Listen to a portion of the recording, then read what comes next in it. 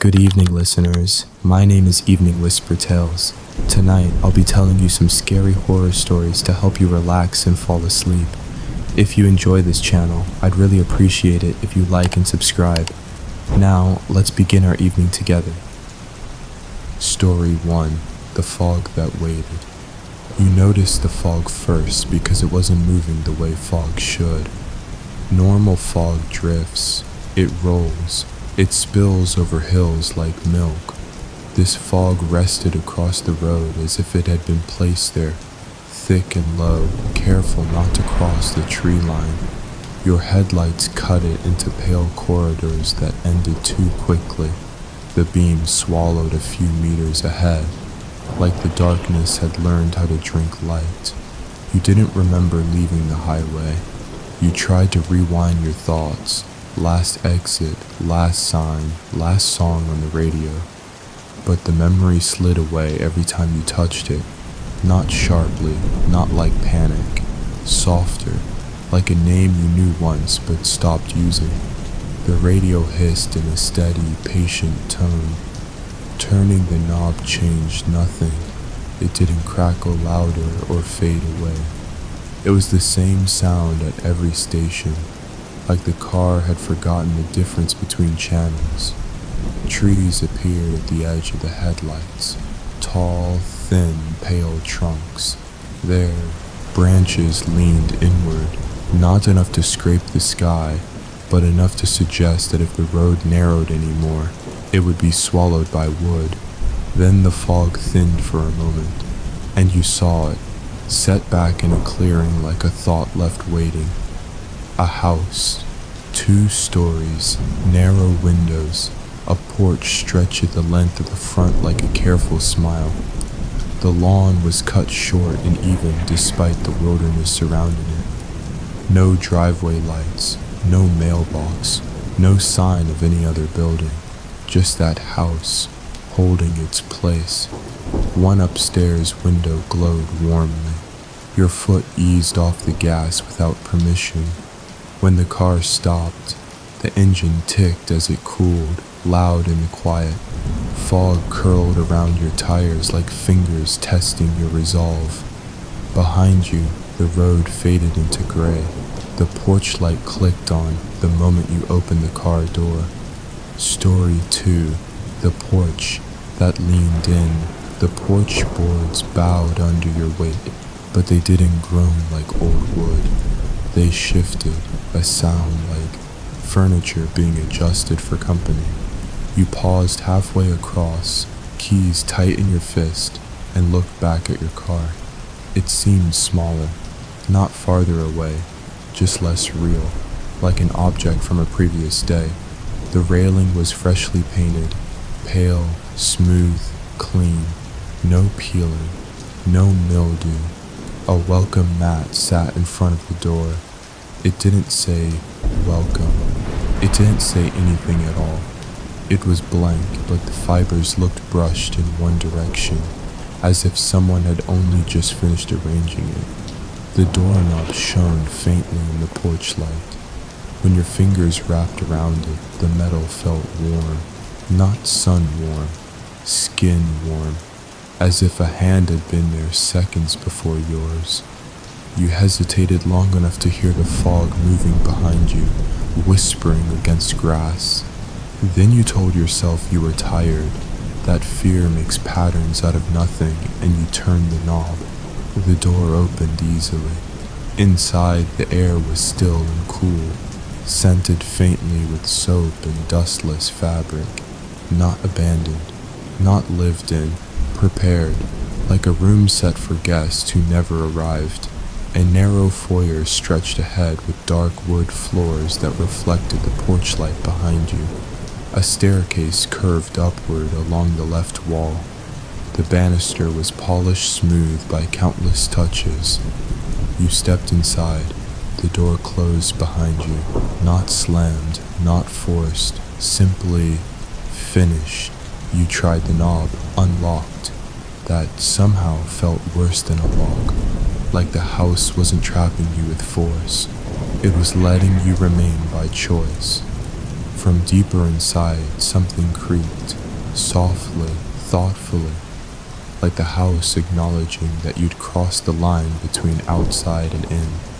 Story 3, the rooms that hold their breath. You moved from room to room the way you move through someone else's house when they've stepped out. Quietly, politely, pretending you belong there. The living room held 2 identical couches facing each other across a low table. No television, no books, no clutter. Everything spaced with the designer's care, like a showroom staged for people who didn't have habits.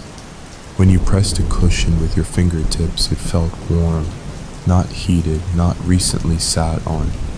Warm like it had always been warm, as if the house's temperature was set around the idea of bodies. The kitchen was spotless. The sink was empty. The countertops were bare except for a kettle whose metal sides were fogged with cooling condensation. You lifted the lid, dry.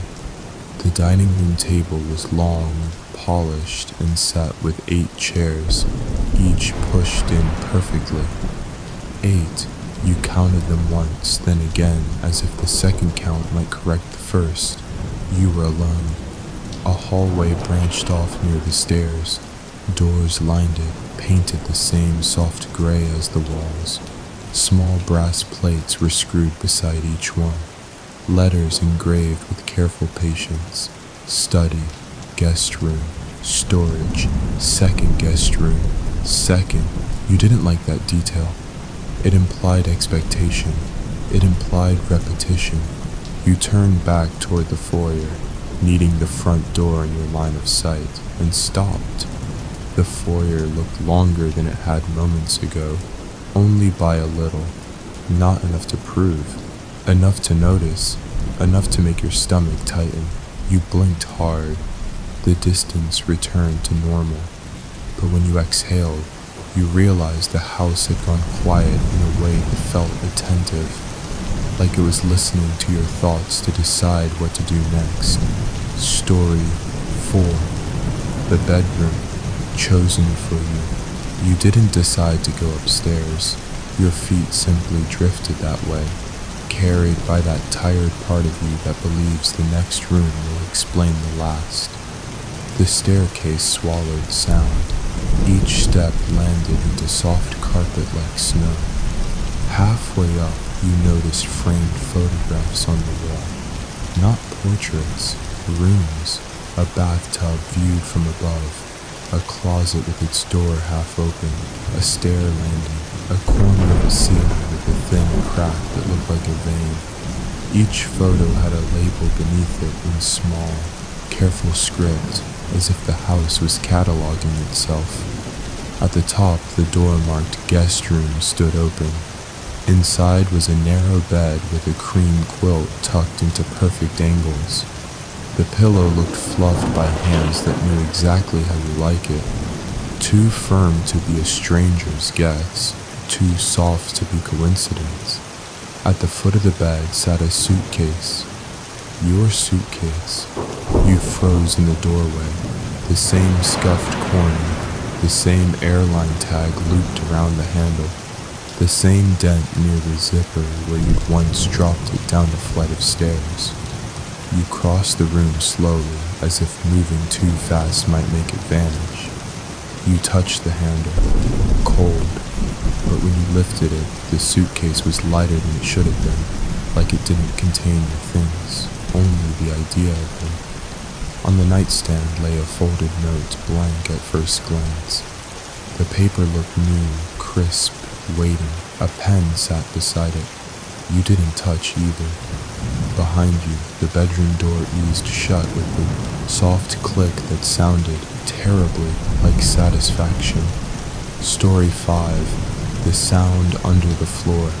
You tried to sleep because the alternative was to stay awake and let fear chew through you until morning. And you already suspected morning wouldn't be normal here. The mattress accepted your weight too easily, sinking exactly where your body needed it to. The quilt warmed within seconds, as if it had been waiting for your temperature like a missing ingredient. You stared at the ceiling, smooth, too smooth, no vents, no cracks, no stains, just blank paint like a page. Then you heard it, a sound like breathing, not in the room, under it, inside the floorboards, deep in the ribs of the house. You rolled onto your side and pressed your ear to the mattress. The sound changed, subtly, carefully, matching your own rhythm as if learning. Inhale, exhale, you held your breath. The breathing continued anyway, steady and calm. When you breathed again, it adjusted, patiently, like a companion sinking their steps beside you. Your phone buzzed. A notification lit the screen. Sleep mode enabled. You hadn't turned it on. You tried to unlock your phone. The screen dimmed instead, like the device had grown sleepy too. From inside the wall, something whispered. Not a full word, not yet. Just a soft shape of one, pressed through plaster like a mouth speaking through fabric. Your name, almost formed, almost spoken. Story 6. The hallway that moved. You woke without knowing how long you'd slept. The room was darker, and the silence felt layered, as though it had been carefully arranged. The lamp on the nightstand glowed faintly, though you didn't remember turning it on. The light didn't reach far. It was the kind of glow meant to keep you calm without letting you see too much. You sat up. The door was farther away than it had been. Only a foot or two. Not enough for a dramatic change. Enough to make you stare at the space between bed and door until your eyes hurt. You stood. The floor beneath your bare feet was warm, like it carried heat from somewhere inside the walls. Outside the room, the upstairs hallway stretched farther than it should have, the runner carpet unrolling into shadow. Every door along it stood open now, each doorway a dark mouth holding still air. At the far end, you heard a sound like pages turning, slow, methodical, not hurried, reading. Your mouth went dry because the sound wasn't coming from a person sitting with a book. It was coming from inside the house itself, from within walls and floors, like the structure had its own hidden library and was calmly searching for the right chapter. Behind you, the mattress sighed softly, not settling, disappointed. Story 7, the second guest room. You told yourself you wouldn't look, that you'd stay in the known spaces, your room, the stairs, the foyer, places with clear edges, places that behaved, but the hallway doors were open now, and open doors make promises. You moved toward the door labeled second guest room. The brass plate was warm to the touch, not heated, warmed as if held. Inside, the room was almost identical to yours. The same narrow bed, the same cream quilt, the same lamp. But where your room felt prepared, this one felt occupied. The air was warmer. The quilt had a slight depression near the center, like a body had lain there recently. The pillow carried the faintest indentation of a head. On the nightstand sat a glass of water. The surface was perfectly still, but a ring of condensation marked the wood beneath it. You leaned closer. There was a single hair on the pillowcase. Not long, not short, just human. You stepped back, pulse loud in your ears. Then you noticed the closet door. It was open a crack, a thin line of darkness. You did not want to look inside. You wanted to close the door and pretend you'd never open this room. But the house had made the choice for you. Because from inside the closet came that same soft breathing sound. Steady, calm, like someone asleep in a space too small to be kind. You closed the bedroom door quietly and backed away, moving as if noise might be interpreted as permission. Behind the door, the breathing continued. Unbothered. Story 8. The note that writes, back. You returned to your room and shut the door. You didn't lock it because something in you suspected locks were only suggestions here. The folded note on the nightstand waited like a dare. You stared at it for a long time, until the silence pressed on your eardrums and your thoughts began to blur at the edges. Finally, you unfolded the paper, blank. You exhaled, almost laughing, until you saw the pen beside it. You picked it up. It was heavy, warm, and slightly sticky, as if it had been held for too long. Your hand hovered over the paper without choosing a word. You didn't want to write a plea. You didn't want to write your name. You didn't want to participate. But the tip of the pen touched the page anyway, and the pen moved, not guided by your hand, not forced exactly, more like your fingers forgot how to resist. A line formed in clean, careful handwriting. You are safe here. Your throat tightened. You lifted the pen. The paper remained still, the message dark and certain. Then, slowly beneath it, a second line appeared without ink moving at all. Letters seeping into being as though the page itself was remembering them. Tell us how you like to sleep. You backed away from the nightstand, heartbeat thudding. The lamp dimmed slightly, just a fraction, as if waiting for your answer.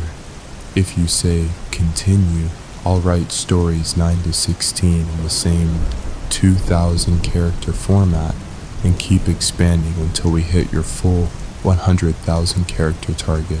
Story 9, The Closet That Breathes Back. You didn't answer the note. You left it open on the nightstand, the words, you are safe here, glowing faintly in the lamp's low light. You told yourself it was only ink, paper, a trick of exhaustion. But the house didn't seem offended by your silence.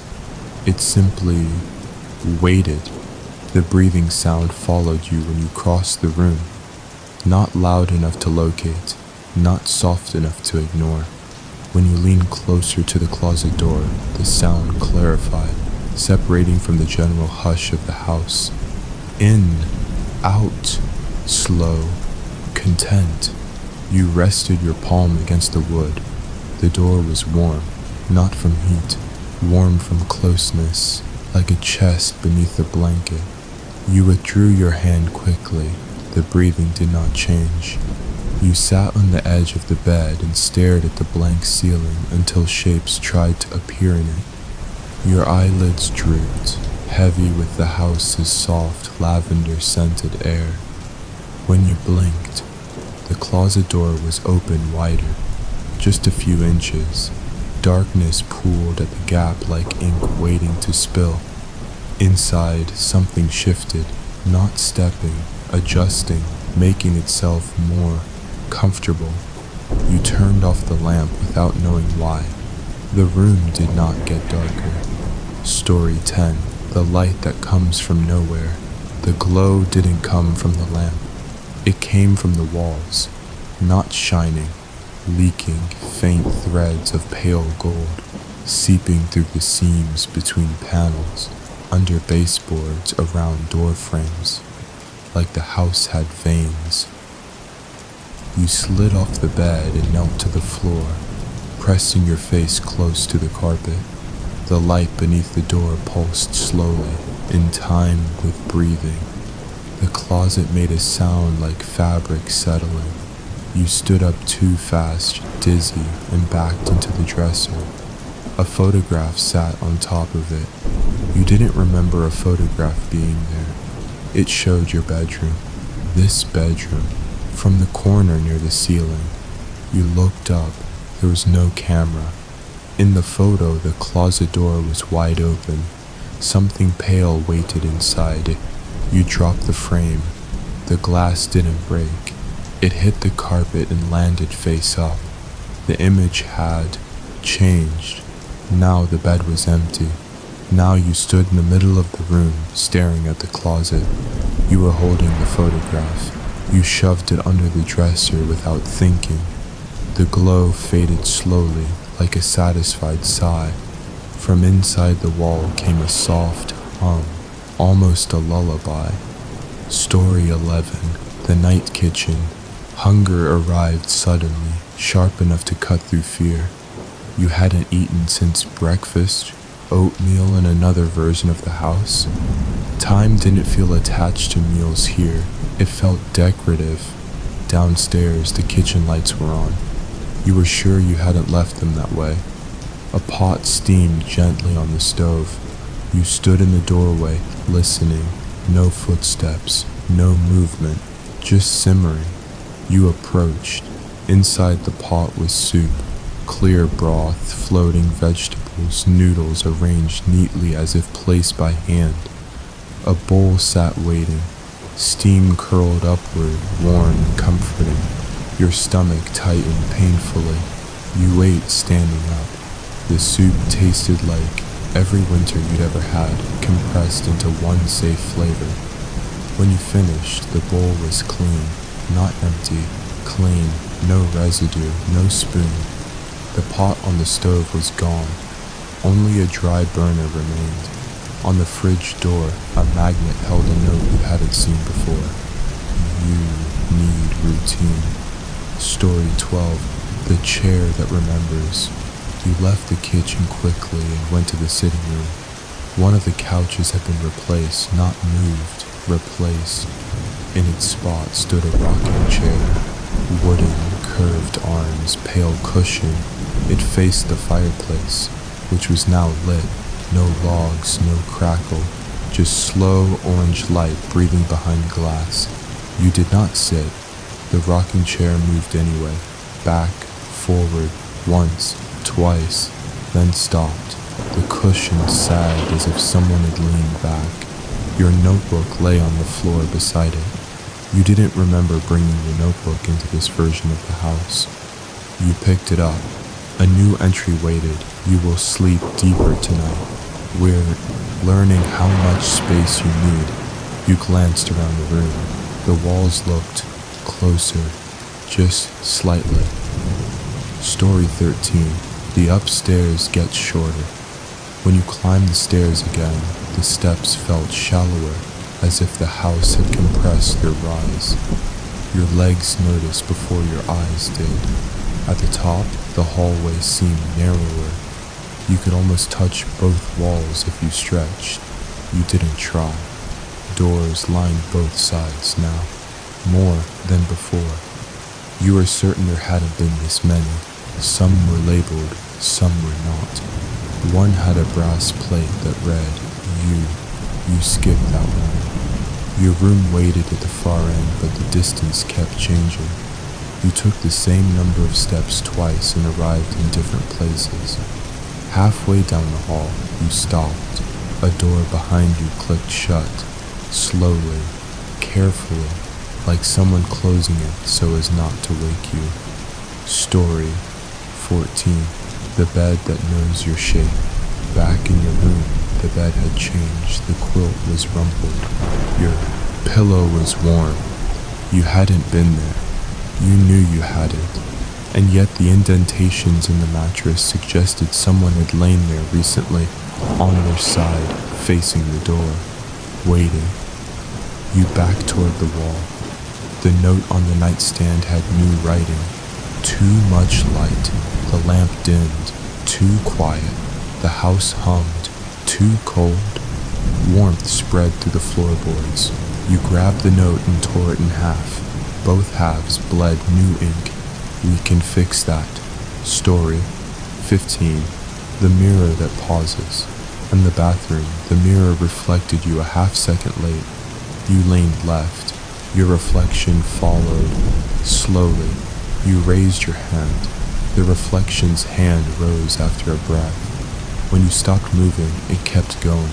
Smiling, not your smile. A tired, gentle one, like someone proud of you. The lights flickered. When they steadied, the reflection matched you again. On On the fogged glass appeared letters drawn by nothing. Almost ready, you wiped them away. They reappeared, neater. Story 16. The house practices night.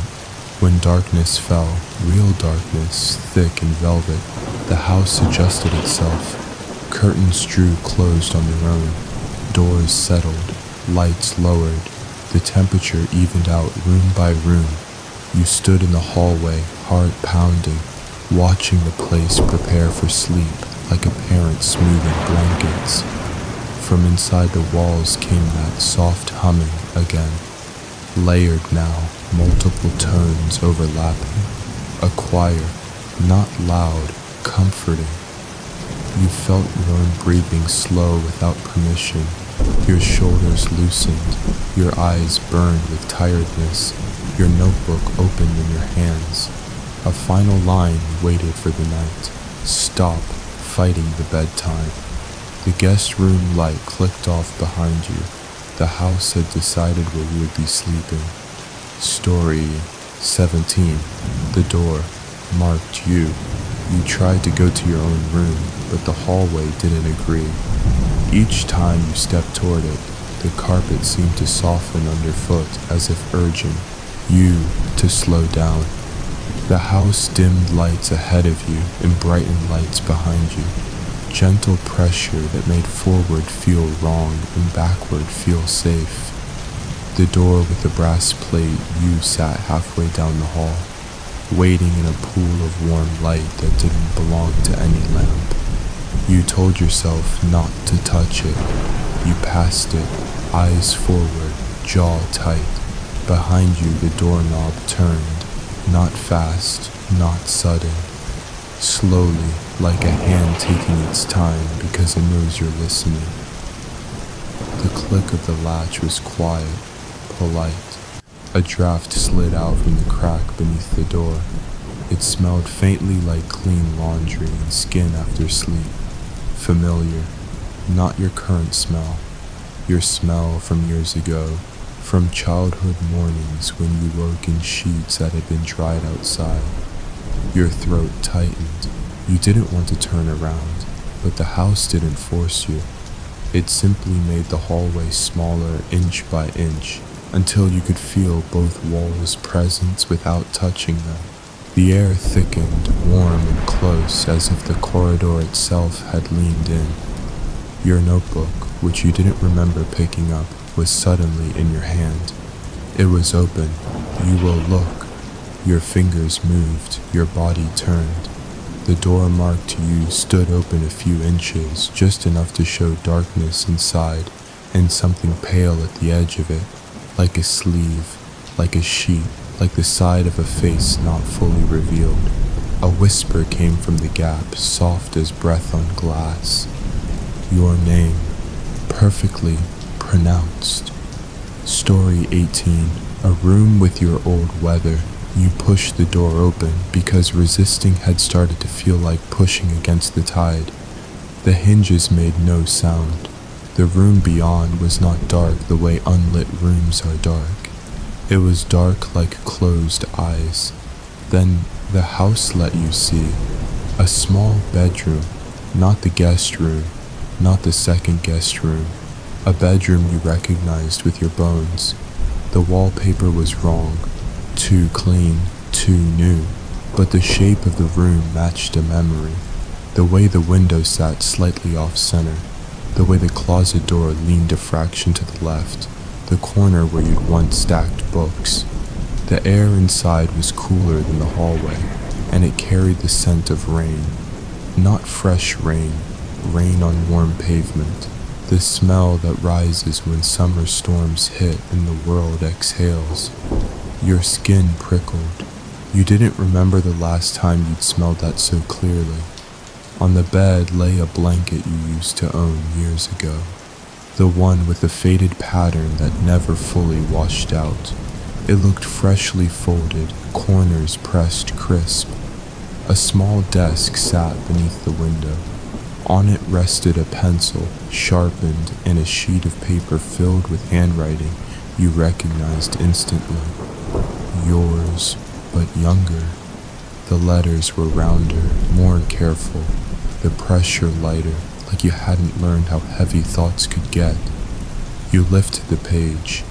It described this house, this hallway, this door, written as if you'd known about it long before you arrived.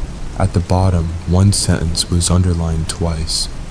If you hear your name, do not answer. Behind you, the door eased shut, not trapped, not locked, closed like a bedtime book. Story 19. The house teaches you a rhythm. You stayed in the room longer than you meant to. The air was cool and rain-scented and strangely soothing, and the longer you stood there, the more the house seemed to relax around you, as if it appreciated you entering the space it had made for you. The window showed no yard, no trees, no fog, only gray, a flat sheet of daylight like paper pressed against glass. When you lifted the curtain, the fabric resisted slightly, like it hadn't been meant to move. You let it fall again. On the desk, the pencil rolled an inch on its own, then stopped precisely beside the paper, an invitation. You didn't want to write, but your hand moved anyway. Your fingers wrapped around the pencil. It was warm, like it had been held recently. You wrote the first thing that came. Where am I? The letters looked wrong in this room, too adult, too sharp. The pencil paused, then it moved without you. A response formed beneath your question in the same careful, younger handwriting. Where you rest. Your mouth went dry. You tried to pull the pencil away, but your grip loosened as if your muscles had forgotten how to hold. The writing continued. The house is practicing you. You are practicing the house. A small sound came from the closet, wood shifting gently, like someone changing position to get comfortable.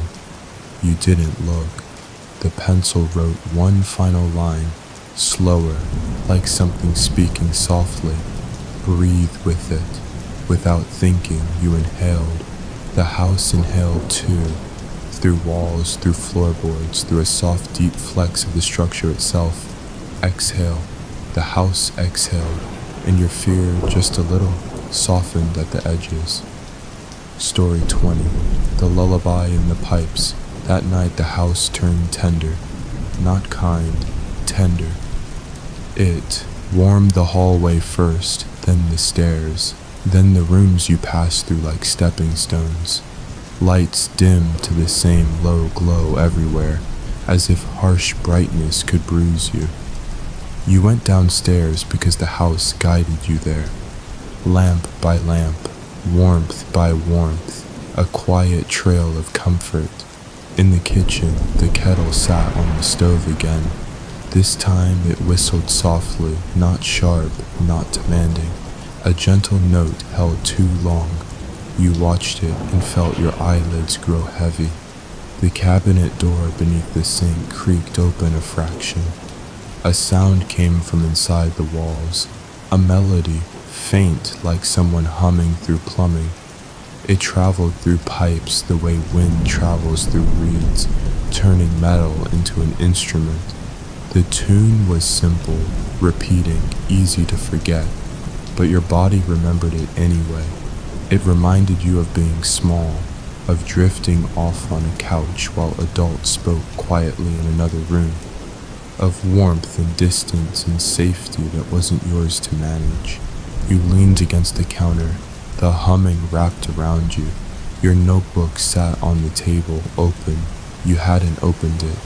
A new entry waited. Sleep is a skill. We are helping you learn. The kettle stopped whistling. The house's humming continued, not from the pipes now, from the air itself. Story 21. The second guest room is no longer empty. You tried to avoid the upstairs after that, but avoidance was just another kind of participation. The house seemed to enjoy it when you circled the same fears, the same doors, the same possibilities, like it was studying which thoughts return most often. When you finally climbed the stairs, you found the hallway brighter than before, warmly lit as if prepared for company. The door to the second guest room stood wide open. Inside, the bed was made, but the quilt was pulled down as if someone had just stood up. A pair of slippers sat beside the bed, not yours. They were simple, soft, and worn at the heel. A cup sat, the nightstand with a tea bag tag hanging over the rim. The tag was damp, still warm. You stepped closer, heart thudding. In the mirror above the dresser, you saw the room behind you, and in the reflection, the rocking chair in the corner moved back, forward, once, twice.